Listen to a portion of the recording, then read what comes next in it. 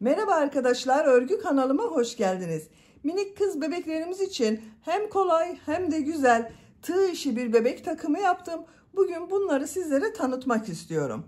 Çok güzel tığ işi bir ayakkabı yaptım bakın. Minik kızlarımızın ayakları için.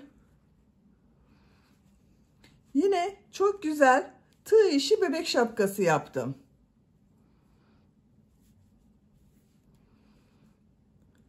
Güzel tığ işi bir hırka yaptım bakın. Örgüsü çok kolay bu modellerin arkadaşlar. Bunun takımı olarak yine çok güzel tığ işi bir bebek elbisesi yaptım. Bu takımın hepsini ben 3 aylık bebek için yaptım. Siz de böyle güzel bir takım yapmak isterseniz bu elbisenin, şapkanın, ayakkabı anlatımlarını yaptım. YouTube kanalıma yükledim. İzlediğiniz bu videonun açıklama bölümüne bunların olduğu YouTube linklerini ekliyorum. Siz o linkler üzerine tıklarsanız bunun gibi güzel bir takım yapabiliriz. Biz bugün bu kolay ve güzel tığ işi hırkayı yapacağız. Bakın, hırkanın örgüsü çok kolay. Hırka örgüsüne yakadan zincir yaparak başlıyoruz. Ben bugün hırka anlatımını 3 aylık bir bebek için yapıyorum. Ama yeni doğan bebeğe de olur arkadaşlar. 1 aylık bebeğe çok rahat olur. 3 aylık bebek için bu ölçüde bir hırka yaptım.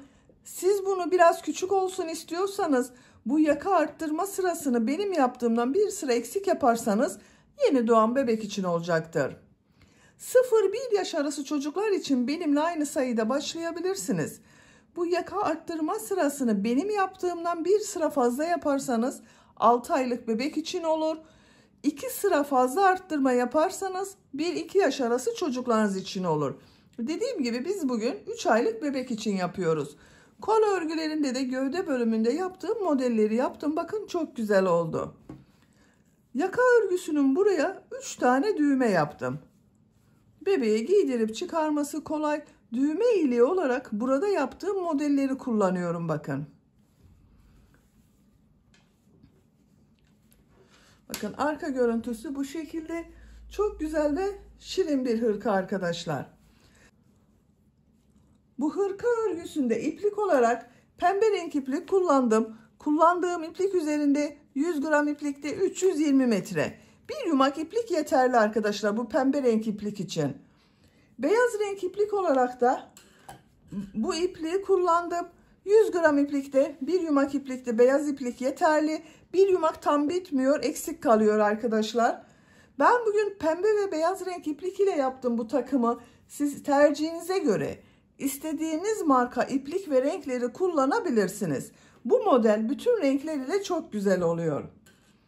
Tığ olarak 5 numara 3 milimetre tığ kullandım. Elimin sıklığına göre bu tığı kullandım. Yumuşak bir örgü elde ettim. Benim elim çok sıkı değil arkadaşlar. Sizin eliniz sıkıysa 3,5-4 milimetre tığları kullanırsanız daha güzel olur. Ölçülerini videonun sonunda ölçüyorum. Tekrar ölçerek zaman geçirmek istemiyorum. İpliği tığ hazırlayalım. Hep birlikte bu güzel ve kolay tığ işi hırka örgüsüne başlayalım. Örgü kanalıma abone değilseniz abone olmayı unutmayın lütfen. Örgü kanalıma abone olmak ücretsiz. Örgü kanalıma ücretsiz abone olup orada bulunan zil şeklini dokunarak açık yaparsanız kanalıma video yüklediğim zaman ilk önce size bildirim gelir. Örgülerimden herkesten önce sizin haberiniz olur. İzlediğiniz videolarıma beğeni ve yorumlarınızı yaparsanız çok sevinirim arkadaşlar. Hepinize kolay gelsin. İyi çalışmalar.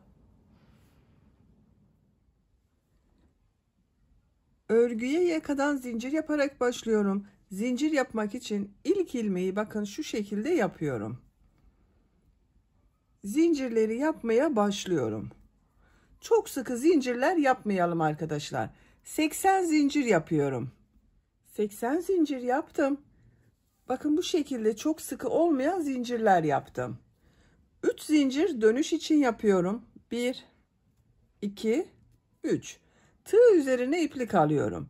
3 ilmek atlıyorum. 1 2 3 4. ilmek içine trabzan yapıyorum. Bu 3 ilmek atladığımda bir trabzan arkadaşlar. 11 trabzan yapıyorum. Bakın bu zincirle birlikte 2 trabzan oldu. 11 trabzan yapıyorum. 3 4 5 6 7 8 9 10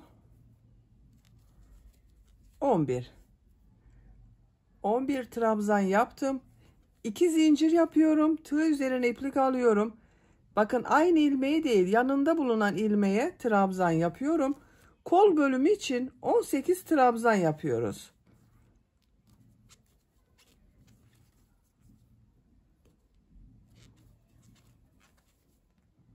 Bakın 3 trabzanı yaptım. 18 trabzanı tamamlayalım. Kol bölümü için 18 trabzan yaptım. 2 zincir yapıyorum. Tığ üzerine iplik alıyorum. Diğer ilmek içine trabzan yapıyorum. Diğer ilmekleri de trabzan yaparak devam ediyorum. 22 trabzan yapalım. 22 trabzanı yaptım. 2 zincir yapıyorum. Diğer kol bölümü için 18 trabzan yapıyorum. Bakın bu kolda 18 trabzan yaptım.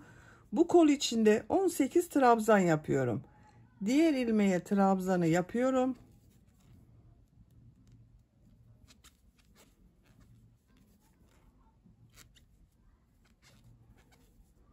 ...18 trabzanı yapalım. Diğer kol içinde 18 trabzanı yaptım. 2 zincir yapıyorum. Tığ üzerine iplik alıyorum. İlk ilmek üzerine trabzan yapıyorum. Buraya da 11 trabzan yapıyorum arkadaşlar. Bakın buraya 11 trabzan yaptım. Burayı da 11 trabzan yapıyorum. 1 2 3 4 5 6 7 8 9 10 11 trabzan yaptım. Bakın arkadaşlar, bu sırada yaka ayrımlarını yaptım. Buralara 11 trabzan yaptım. Kol için 18 trabzan yaptım. Bunun ikisinin toplamı olan buraya da 22 trabzan yaptım. Siz bunu yeni doğan bebek için yapıyorsanız buraları 9 trabzan yapabilirsiniz. Bunun toplamı olarak burayı 18 trabzan yapabilirsiniz. Bu kol bölümlerini de 12-13 trabzan olarak yapabilirsiniz. Daha büyük çocuk için yapacaksanız da buraları kaç trabzan yaptıysanız buraya yaptığımız trabzanı 2 katı yapacaksınız arkadaşlar.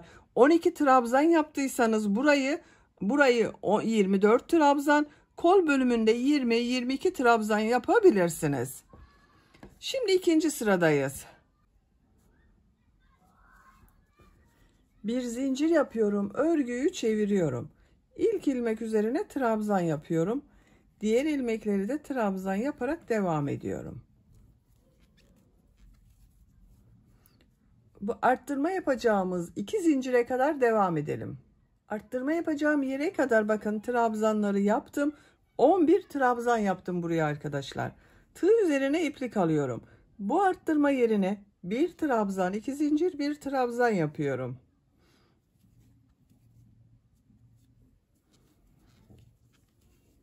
Bakın arttırmaları yaptım. Tığ üzerine iplik alıyorum.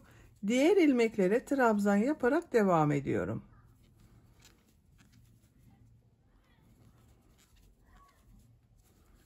Arttırma yerine kadar devam edelim. Diğer arttırma yerine kadar trabzanları yaptım.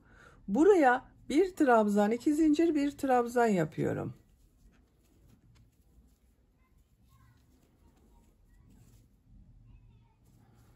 Diğer ilmekler üzerine trabzan yaparak devam ediyorum. Arttırma yerine kadar devam edelim. Diğer arttırma yerine kadar trabzanları yaptım. Buraya bir trabzan, 2 zincir, bir trabzan yapıyorum.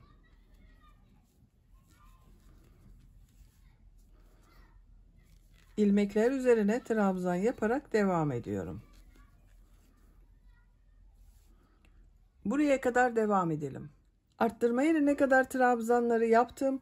Buraya bir trabzan, 2 zincir, bir trabzan yapıyorum.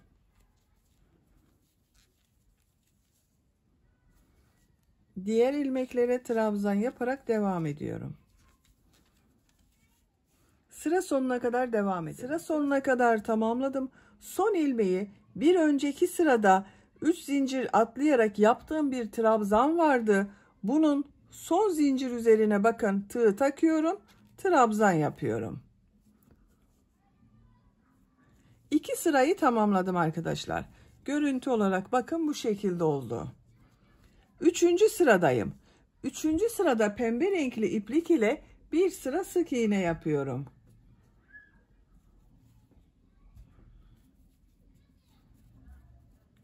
İlmek rengini pembe renkli yapıyorum.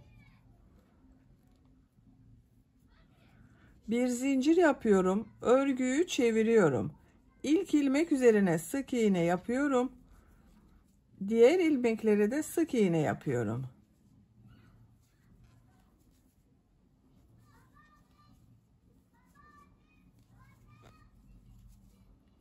Arttırma yerine kadar devam edelim. Arttırma yerine kadar bakın sık iğneyi yaptım. Buraya bir sık iğne, 2 zincir, bir sık iğne yapıyorum arttırma yerine.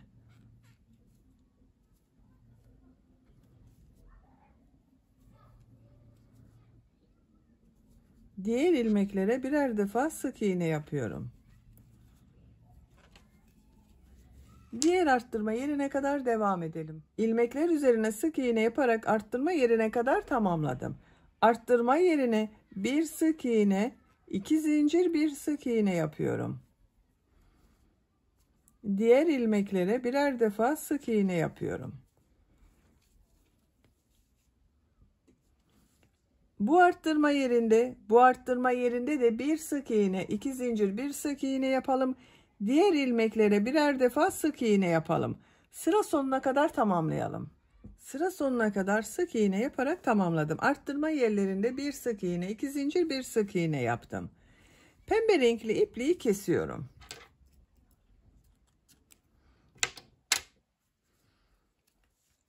Dördüncü sıradayım. 4. sırada beyaz renkli iplik ile trabzan sırası yapıyorum.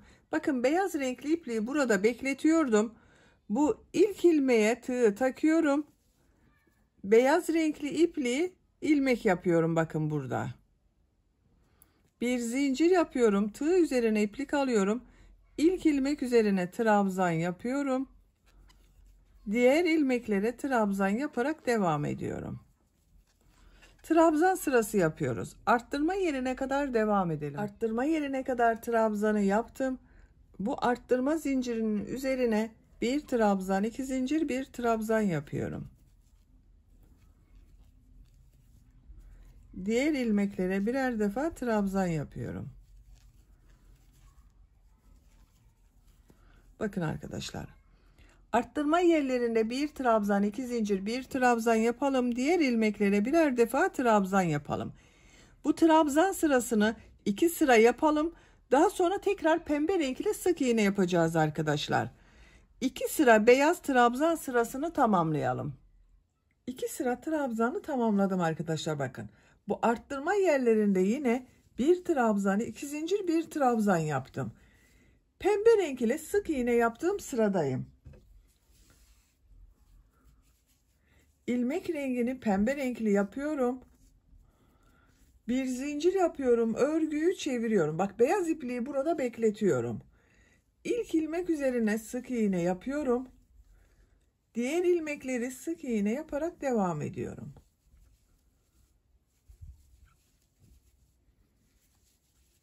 Arttırma yerine kadar devam edelim. Sık iğne yaparak buraya kadar tamamladım. Bu 2 zincir üzerine bir sık iğne, 2 zincir, bir sık iğne yapıyorum. Diğer ilmeklere sık iğne yaparak devam ediyorum. Bakın arkadaşlar. Bir sık iğne, 2 zincir, bir sık iğne yaptım. Burada ve burada yine bir sık iğne, 2 zincir, bir sık iğne yapalım. Sıra sonuna kadar devam edelim. Sonraki sırada bu ipliği bak şuradan, burada yaptığımız gibi üst ilmeğe alalım. Bak şu şekilde ilmek yapalım. Bir zincir yapıp trabzan sırası yapalım. 2 sıra trabzan sırası, bir sıra sık iğne yapıyorum. Arttırma yerlerinde hep bak, bir trabzan, 2 zincir, bir trabzan, bir sık iğne, 2 zincir, bir sık iğne olarak yapıyorum. Yaka örgüsünü yapacak olduğunuz çocuğun büyüklüğüne göre arttırmalar yaparak tamamlayalım. Yaka örgüsünü her sırada arttırmalar yaparak yapacağım ölçüye göre tamamladım. Kaç sıra yaptığımı sayıyorum. Bak 3 sıra pembe renk iplik ile sık iğne yaptım. 2, 4, 6, 8 sıra beyaz renk iplik ile trabzan sırası yaptım. Santimetre olarak ölçüyorum. 9 santimetre yükseklik var. Benim yapacağım ölçü için bu yeterli. Siz biraz büyük olsun istiyorsanız 1 veya 2 sıra arttırmalara devam edebilirsiniz. Bak bu sırada bir sıra pembe renk iplik ile sık iğne yapıp bir sırada trabzan sırası 1-2 sıra devam ederseniz daha büyük ölçüde olur arkadaşlar. Açık olarak görelim. Bakın bu şekilde. Bu sırada kolları gövdeden ayırıyorum. Örgüye artık gövdenin örgüsüyle devam ediyorum. Bir zincir yapıyorum. Örgüyü çeviriyorum. İlk ilmek üzerine trabzan yapıyorum. Diğer ilmeklere trabzan yaparak devam ediyorum. Bu arttırma yaptığımız yere kadar devam edelim. Arttırma yapacağım yere kadar bak tamamladım. Bu arttırma yerine 2 trabzan yapıyorum.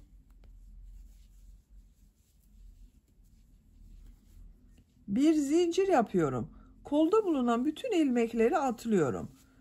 Bu arttırma yerine 2 trabzan yapıyorum.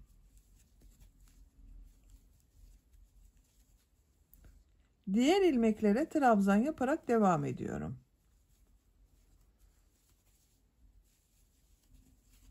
Bak, bir zincir ile ön ve arka bölümü burada birleştirdik arkadaşlar. Kol altının görüntüsü böyle. Buraya kadar devam edelim. Arttırma yapacağım yere kadar bak trabzanları tamamladım. Bu arttırma yerine yine 2 trabzan yapıyorum.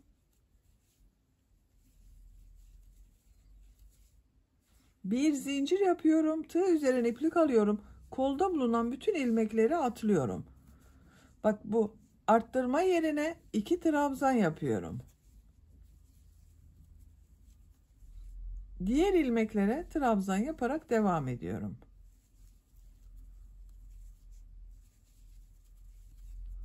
Bak kol altının görüntüsü böyle arkadaşlar. Sıra sonuna kadar devam edelim. Sıra sonuna kadar trabzanı yaptım. Bakın bu şekilde oldu arkadaşlar. Beyaz renkli ipliği kesiyorum.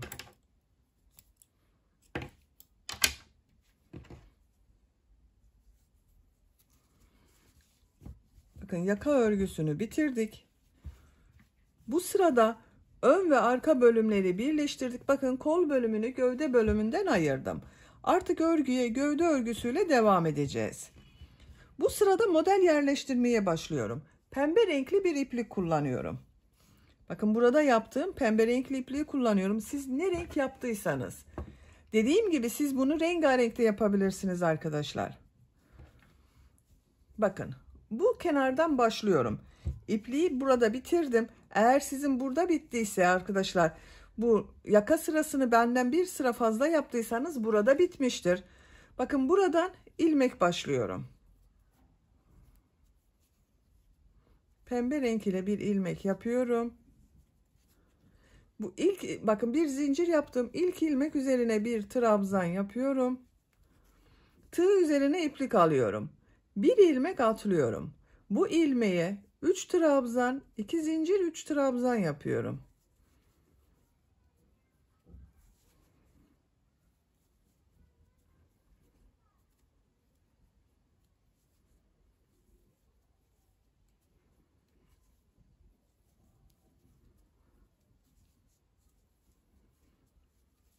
Üç trabzan, 2 zincir, 3 trabzan yaptım. Tığ üzerine iplik alıyorum. Bir ilmek atlıyorum. Bir trabzan yapıyorum. Tığ üzerine iplik alıyorum. 2 ilmek atlıyorum. Bakın bir trabzandan sonra 2 ilmek atlıyorum. 3 trabzan, 2 zincir, 3 trabzan yapıyorum.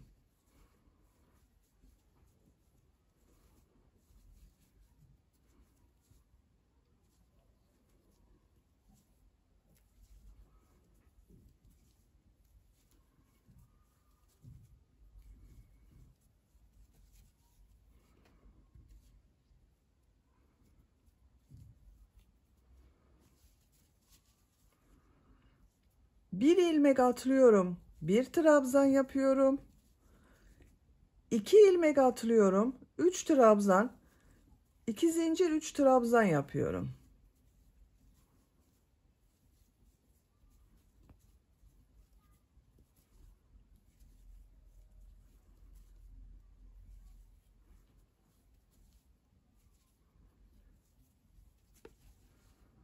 Bir ilmek atlıyorum. Bir trabzan yapıyorum. Bakın arkadaşlar, bu şekilde modelleri yerleştiriyoruz. Modelden sonra bir ilmek atlıyorum. Bir trabzan yapıyorum.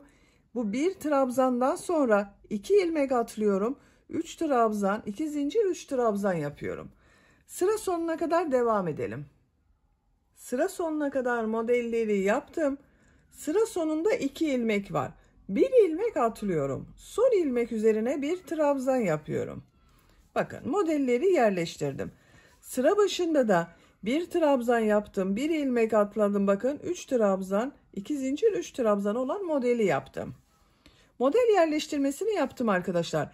Modelin denk gelmesi için bakın sadece burada.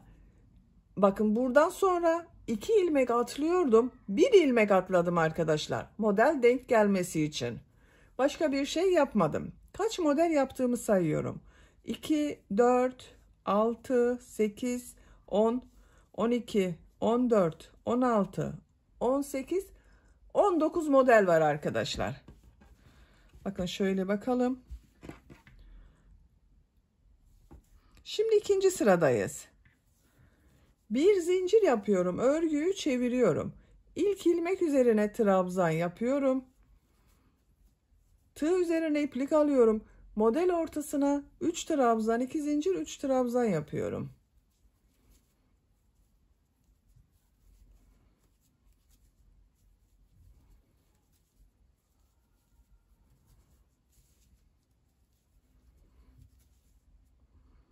Bakın bu bir trabzan yaptım. Bu trabzanı. Bakın örgünün düz tarafı burası arkadaşlar. Burası örgünün ters tarafı. Düz tarafı olacak şekilde bakın ama benim bu sırada ters taraftan oldu. Ters taraftan boşluktan alıyorum, uzun yapıyorum bakın. Trabzan yapıyorum. Tığ üzerine iplik alıyorum. Model ortasına 3 trabzan, 2 zincir, 3 trabzan yapıyorum.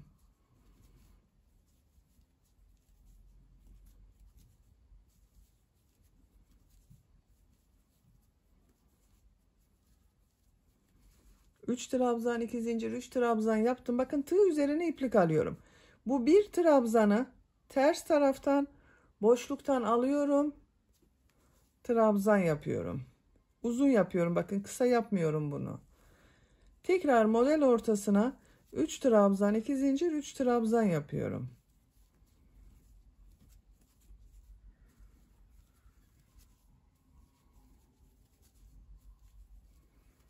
Bakın bu bir trabzanı tekrar gösteriyorum. Ters taraftan boşluktan alıyorum. Trabzan yapıyorum. 3 trabzan, 2 zincir, 3 trabzan yapıyorum. Bakın düz tarafın görüntüsü böyle oluyor arkadaşlar. Sıra sonuna kadar devam edelim. Sıra sonuna kadar modelleri yaptım. Bakın görüntüsü böyle oldu arkadaşlar. Örgünün düz tarafının görüntüsü böyle. Tığ üzerine iplik alıyorum. Bakın bu son ilmek üzerine bir trabzan yapıyorum. Bakın bunun üzerine yapıyorum arkadaşlar. Boşluktan alarak yapmıyorum.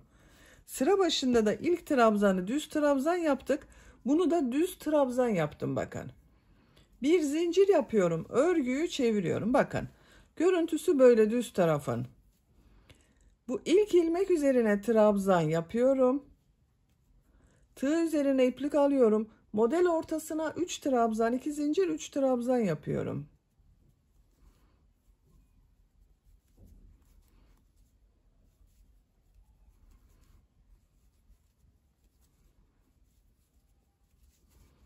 Bu bir trabzanı bakın bu sırada düz taraftan alarak boşluktan yapıyorum arkadaşlar. Bir önceki sırada ters taraftan aldım, trabzan yaptım. Bu sırada bakın düz tarafta görünüyor. Düz taraftan boşluktan alarak trabzan yapıyorum. Bu tek trabzanları nasıl görüyorsak o şekilde boşluktan alarak yapıyoruz. Model ortasına 3 trabzan, 2 zincir, 3 trabzan yapıyorum.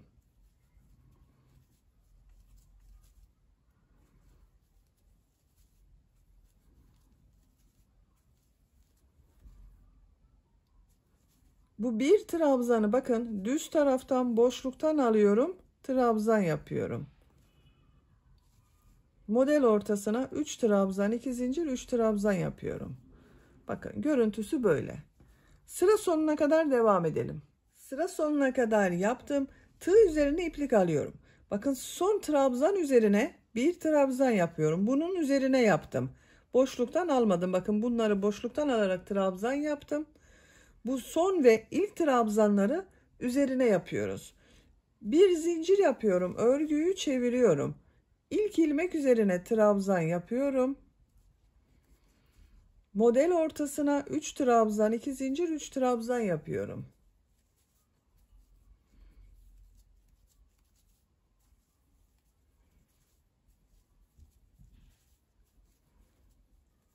Bakın arkadaşlar, bu bir trabzan bu sırada ters tarafta görünüyor. Onun için ters taraftan alıyorum, boşluktan alıyorum, trabzan yapıyorum. Buraya da 3 trabzan, 2 zincir, 3 trabzan yapıyorum.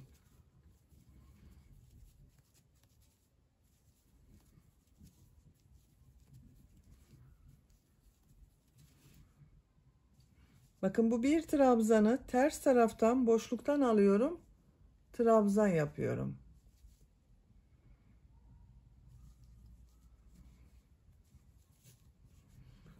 Bakın görüntüsü böyle. Model bu şekilde devam edecek arkadaşlar. Bakın.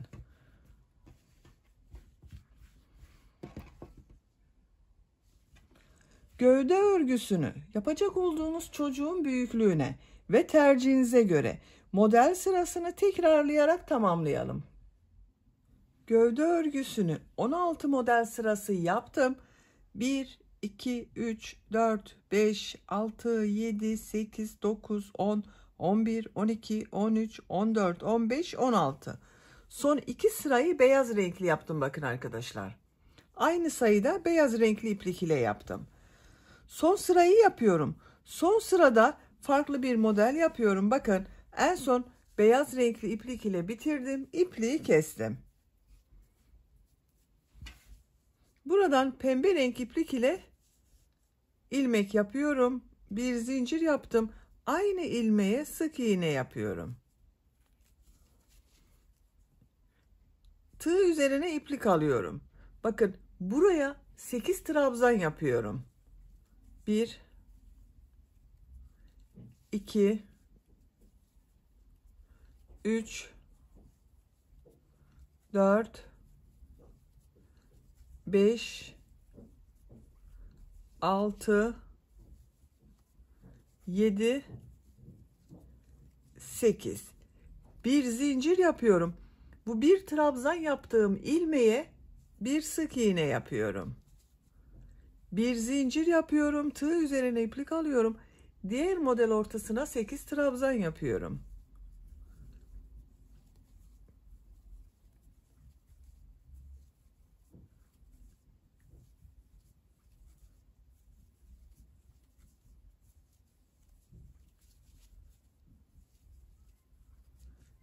Sekiz trabzan yaptım.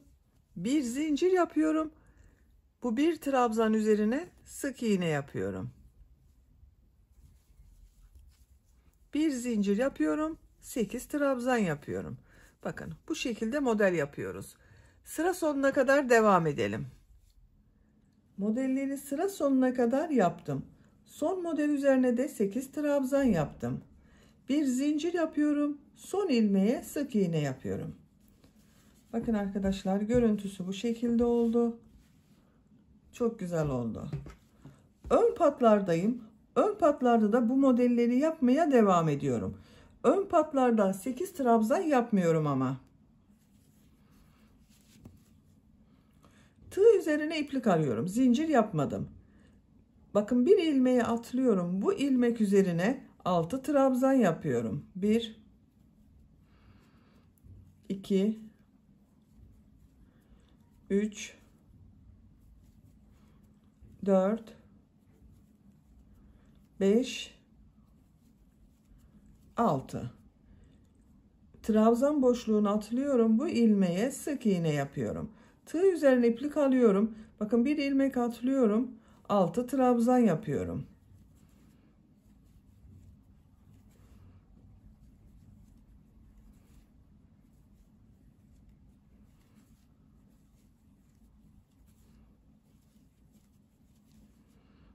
Bir ilmek atlıyorum. Sık iğne yapıyorum. Modelleri yapmaya devam ediyorum. Sıra sonuna kadar devam edelim. Yaka başlangıcına kadar modelleri yaptım. Yaka başlangıcında bakın sık iğne yaptım.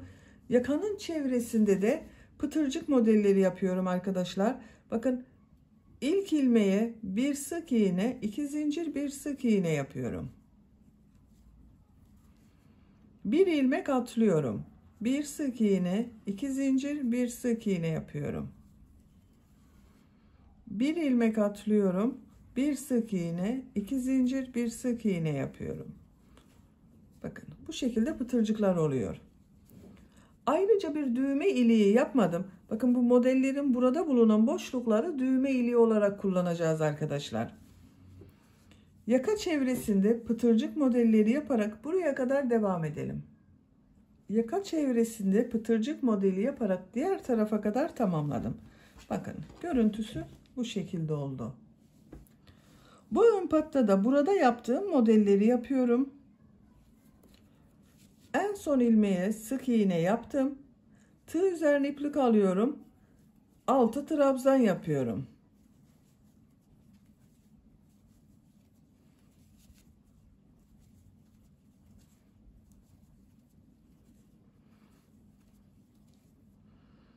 Bakın burada 2 ilmek atlıyorum. Sık iğne yapıyorum. 6 trabzan yapıyorum.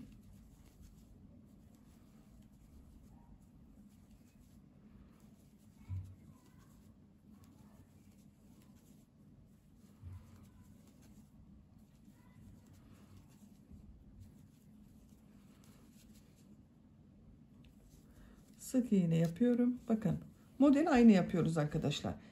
Tek dikkat etmeniz gereken buraya kaç model yaptıysanız bu ön patı da aynı sayıda yaparsanız daha düzgün görünür. Sıra sonuna kadar devam edelim. Sıra sonuna kadar modelleri yaptım. Bakın bu şekilde oldu. Son yaptığım modeli bu ilk yaptığım ilmek ile ilmek kaydırma yaparak sırayı birleştiriyorum. İpliği kestim. İlmek içinden çekiyorum. Bu ön pata 2, 4, 6, 8, 10, 11 model yaptım. Bu ön patada 11 model yaptım. Bakın 2, 4, 6, 8, 10, 11. Düğmelerini de diktim ben arkadaşlar. Bakın bu şekilde oldu. Düğme iliği olarak burada yaptığım modelleri kullanıyorum. Bakın. Bu model boşluklarını düğme ilikleri olarak kullanıyorum.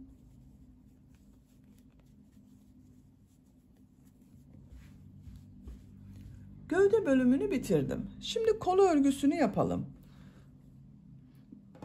Kol örgüsünde bakın kol ayrımı yaptığım sırada bir sıra trabzan sırası yaptım. Beyaz renk iplik ile o sırayı yapıyorum. Beyaz renkli iplik ile başlıyorum. Kol altından ipliği bağlıyorum.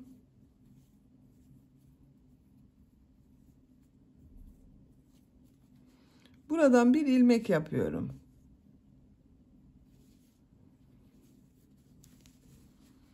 Tığ üzerine iplik alıyorum. Arttırma yerine bakın kolda bulunan bu arttırma yerine bir trabzan yapıyorum. Diğer ilmeklere trabzan yaparak devam ediyorum.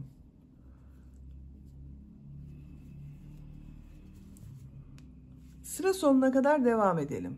Sıra sonuna kadar trabzanları yaptım. Arttırma yerine bir trabzan yapıyorum. Sıra başında da bakın arttırma yerine bir trabzan yaptım. Sıra sonunda da bir trabzan yaptım. Kol altındaki ilmek ile ilmek kaydırma yaparak sırayı birleştiriyorum. İpliği kesiyorum.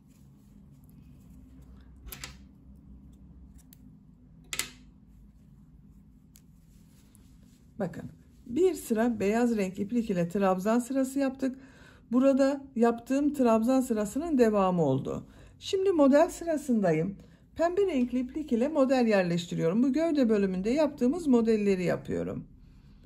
Kol altındaki ilmekten iplik bağlıyorum.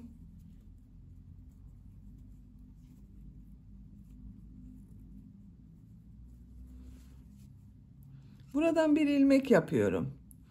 2 zincir yapıyorum. Tığ üzerine iplik alıyorum. Bir ilmek atlıyorum. 3 trabzan, 2 zincir, 3 trabzan yapıyorum.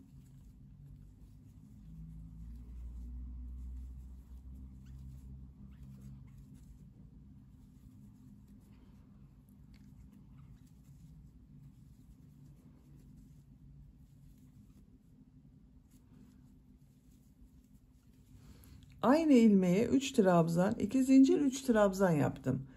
2 ilmek atlıyorum. 1 trabzan yapıyorum. 1 ilmek atlıyorum. 3 trabzan, 2 zincir, 3 trabzan yapıyorum.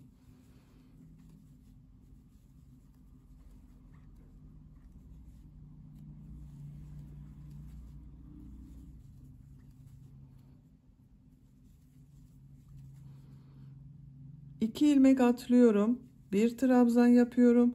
Trabzandan sonra bir ilmek atlıyorum. 3 trabzan, 2 zincir, 3 trabzan yapıyorum. Bakın bu şekilde. Gövde bölümünde yaptığımız gibi arkadaşlar. Modelden sonra 2 ilmek atlıyorum. 1 trabzan yapıyorum. 1 ilmek atlıyorum. 3 trabzan, 2 zincir, 3 trabzan yapıyorum. Sıra sonuna kadar devam edelim. Sıra sonuna kadar modelleri yaptım. Son modelden sonra bakın burada 2 ilmek kaldı. Bir ilmek şurada fazladan atladım arkadaşlar. Trabzandan sonra bir ilmek atlıyordum. Modelin denk gelmesi için bakın burada sadece burada 2 ilmek atladım. Sıra başında yaptığım 2 zincir var. Bu 2 zincirli boşluğa ilmek kaydırma yaparak sırayı birleştiriyorum. Kaç model yaptığımı sayıyorum. 2, 4, 6, 8. Kol örgüsünde 8 model oldu. 2 zincir yapıyorum. Örgüyü çeviriyorum. Örgüyü çevirerek örüyorum arkadaşlar. Bu gövde bölümündeki model ile farklı olmasın diye çevirerek örüyorum. Tığ üzerine iplik alıyorum. Bu 2 zincirli boşluğa 3 trabzan, 2 zincir, 3 trabzan yapıyorum.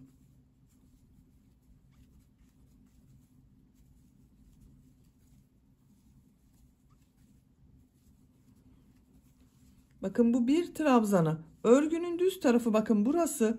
Onun için ters taraftan boşluktan alıyorum. Trabzan yapıyorum.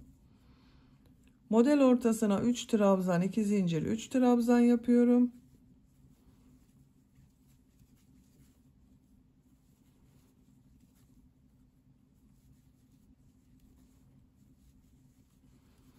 Bu bir trabzanı ters taraftan boşluktan alıyorum. Trabzan yapıyorum. 3 trabzan, 2 zincir, 3 trabzan yapıyoruz.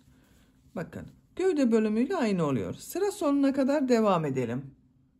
Sıra sonuna kadar yaptığım bu 2 zincir ile ilmek kaydırma yaparak sırayı birleştiriyorum. 2 zincir yapıyorum. Örgüyü çeviriyorum. Bakın 2 model ortasında kalıyor bu 2 zincir arkadaşlar. Görüntüsü bu şekilde oldu. Tığ üzerine iplik alıyorum.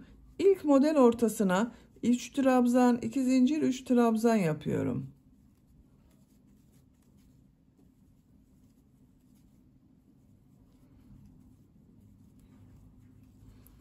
Bir trabzanı boşluktan alıyorum. Trabzan yapıyorum. Bakın düz taraftan yaptım. 3 trabzan, 2 zincir, 3 trabzan yapıyorum.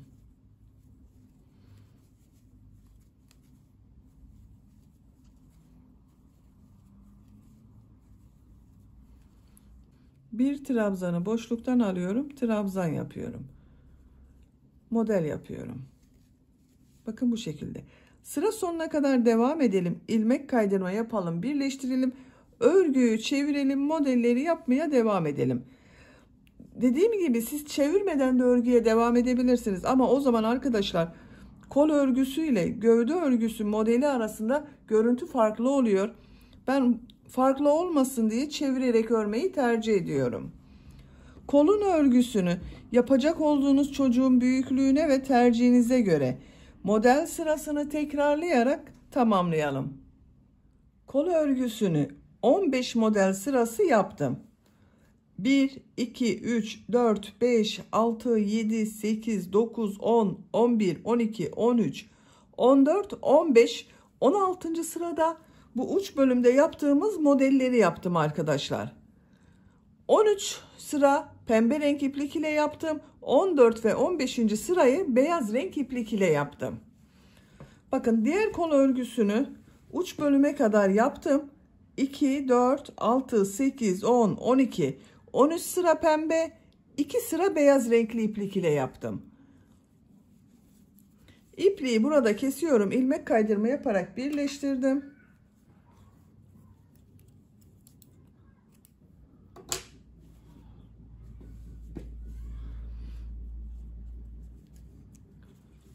Şimdi bu uç bölümü sizinle birlikte yapalım. Bakın buraya kadar aynı modelleri yaptık. Pembe renk ipliği burada beklettim. İlmek içinden pembe renkli ilmek yapıyorum. Bir zincir yapıyorum, sağlamlaştırdım. Tığ üzerine iplik alıyorum. Model ortasında bulunan bu iki zincirli boşluğa 8 trabzan yapıyorum.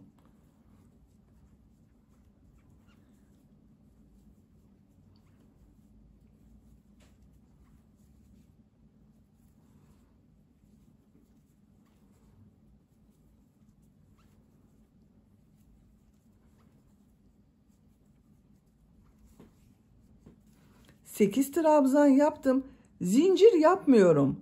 Zincir yapmadan bu trabzan üzerindeki ilmeğe sık iğne yapıyorum. Tığ üzerine iplik alıyorum. Model ortasına 8 trabzan yapıyorum.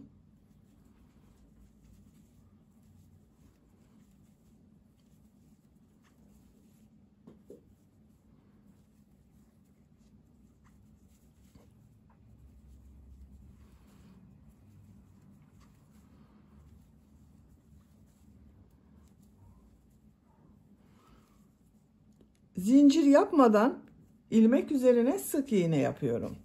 Bakın bu şekilde oluyor. Burada zincirler yaptım. Kolda zincir yapmıyorum arkadaşlar. Modellerde bakın burada birer zincir yapmıyorum.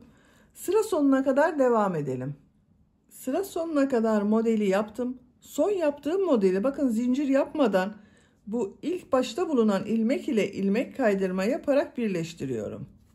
İpliği kesiyorum.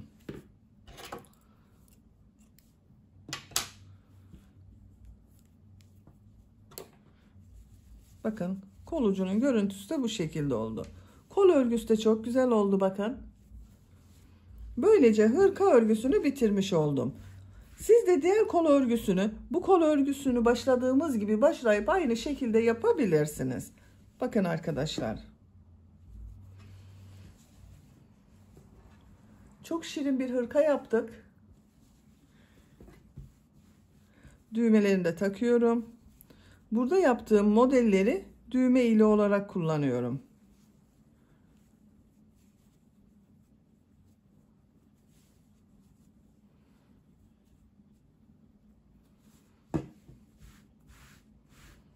Bitmiş olarak size ölçülerini söylüyorum.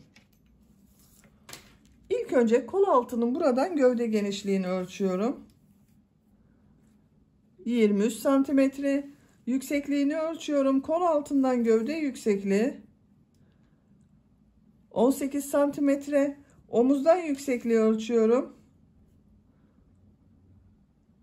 30 santimetre yükseklik var. Kol yüksekliğini ölçüyorum. 16 santimetre kol yüksekliği var. 3 aylık bebek için yaptığım çok güzel bir ölçü oldu. Sizin bebeğinizin kilosuna göre küçük de gelebilir, büyük de gelebilir arkadaşlar. Beni dinlediğiniz ve izlediğiniz için hepinize çok teşekkür ederim. Örgü kanalıma abone değilseniz abone olmayı unutmayın lütfen. Örgü kanalıma abone olmak ücretsiz. örgü kanalıma ücretsiz abone olup orada bulunan zil şeklini dokunarak açık yaparsanız kanalıma video yüklediğim zaman ilk önce size bildirim gelir. Örgülerimden herkesten önce sizin haberiniz olur. İzlediğiniz videolarıma beğeni ve yorumlarınızı yaparsanız çok sevinirim arkadaşlar. Sizlerle yeni örgülerde görüşmek dileğiyle. Hoşça kalın, sevgiyle kalın.